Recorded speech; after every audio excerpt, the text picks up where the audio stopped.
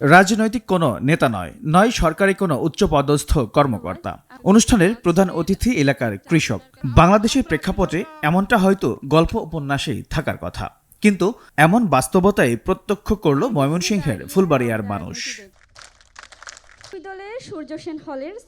বিএনপির ভারপ্রাপ্ত চেয়ারম্যান তারেক রহমানের রাষ্ট্র সংস্কারের ৩১ দফার ২৭তম দফা কৃষিভিত্তিক প্রামাণ্যচিত্র কৃষি কথায়ের আঞ্চলিক প্রদর্শনীতে প্রধান অতিথি ও বিশেষ অতিথির আসন অলঙ্কৃত করেন স্থানীয় কৃষকরা।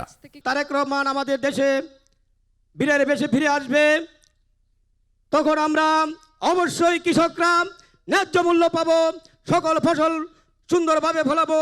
তারপরে আমাদের কৃষকরা কিছু কিছু ক্ষুদ্র ঋণের ব্যবসা করতো, আমরা এই কিস্তি করে টেয়া তুলি যে লাভ।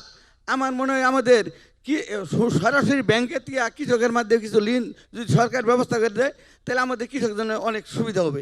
অনুষ্ঠানে একে একে ১৫ জন কৃষক নিজ নিজ অভিজ্ঞতা, সংকট, সম্ভাবনার কথা তুলে ধরেন। প্রামাণ্যচিত্রকে ঘিরে তাদের হৃদয়স্পর্শী প্রতিক্রিয়া জানান। আমি একজন কৃষক, আমি অন্যের জমি চাষ করি, লাভ হয় না, তারপরও কাজ করি।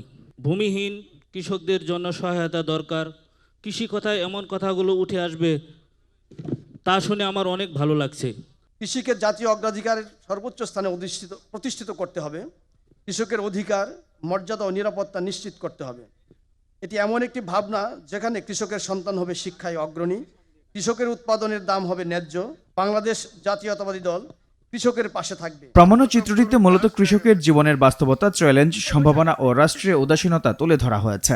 বলা হয়েছে, কৃষক শুধু ফসল ফলানো মানুষ নয়, বরং একজন রাষ্ট্র নির্মাতাও। আকবর, হ্যাঁ ভাই, ফলন কেমন হইলো মনে হয়? ফলন তো ভালোই হয়েছে, এখন দাম পাইলেই হয়। কৃষকদের কথা শুনবেন, তাদেরকে চেষ্টা করবেন আমাদের দলের সদস্যপদ গ্রহণের জন্য। একইভাবে চেষ্টা করবেন তাদের সমস্যাগুলো জানার জন্য, সমাধানগুলো আমরা বের করার চেষ্টা করব পরবর্তীতে ইনশাআল্লাহ। প্রামাণ্যচিত্রটি তৈরি করেছেন অস্ট্রেলিয়া বিএনপির সাবেক সাংগঠনিক সম্পাদক ইঞ্জিনিয়ার হাবিবুর রহমান। অনুষ্ঠানে প্রধান আলোচক হিসেবে উপস্থিত হয়ে তিনি বলেন, তারেক রহমানের ২৭তম দফা বাস্তবায়ন হলে কৃষক আর পিছিয়ে থাকবে না। আমার বাবা একজন কৃষক, সুতরাং আমিও ছোটবেলায় স্বপ্ন দেখেছিলাম আমার বাবার মতো হওয়ার জন্য। তাই বলছি, আমার বড় স্বপ্ন ছিল কৃষক হবার, মাটির মানুষ, মাটির সাথে মিশে থাকার। প্রামাণ্যচিত্রটি দেশের বিভিন্ন জেলা উপজেলায় প্রদর্শন করা হচ্ছে।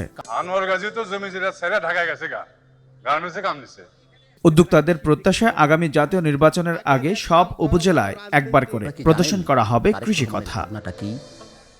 ৪,০০০-এর মতন ইউনিয়নে আগামী ৩ মাসে যাবেন। এইচএম নাহিয়ান, বৈশাখী সংবাদ। সেক্রেটারি ছিলেন।